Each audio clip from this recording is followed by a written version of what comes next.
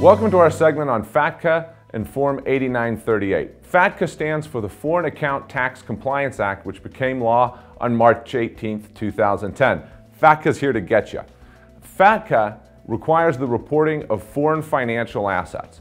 So what is a foreign financial asset? A foreign financial asset is basically a foreign financial account, foreign stocks or securities, interest in a foreign entity, or a financial interest in a contract with a foreign financial issuer or counterpart. So basically, insurance or an annuity with a foreign issuer. FATCA requires the reporting on Form 8938 if certain thresholds are met. So what are these thresholds? Well, if you're a U.S. resident and you're single or married filing separate, the threshold is if your foreign financial assets are $50,000 or more at the end of the year, or if they exceeded $75,000 at any time during the year, you would be required to file Form 8938.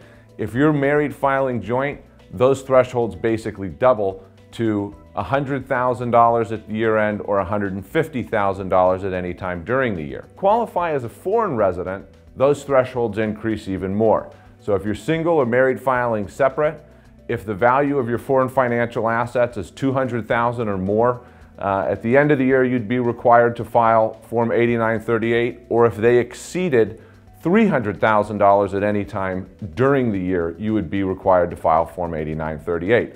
Those thresholds double for taxpayers filing married filing joint to $400,000 at the end of the year and $600,000 at any time during the year. So how do you qualify as being a foreign resident? Well, you have to meet either the bona fide residence test or the physical presence test. If you'd like to know more about those tests and how to qualify, check out our segment on the foreign earned income exclusion. And also remember, when you're filling out your Form 8938, there are special rules for valuing assets as well as for allocating assets between spouses. Now, the penalties for failing to file Form 8938 can be very severe. The penalties are basically $10,000 per failure to file, $50,000 if that failure continues after the IRS has let you know that you failed to file.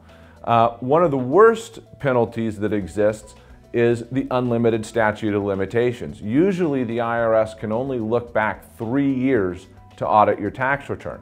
If you fail to file Form 8938, the statute of limitations never starts to run on that year and the IRS can basically go back forever. There's also a 40% penalty based on the underpayment of tax that's attributable to the failure to the report, as well as potential criminal charges if you knew you were supposed to file Form 8938 and didn't. Thank you for joining our segment on FATCA and Form 8938. We look forward to seeing you in other segments.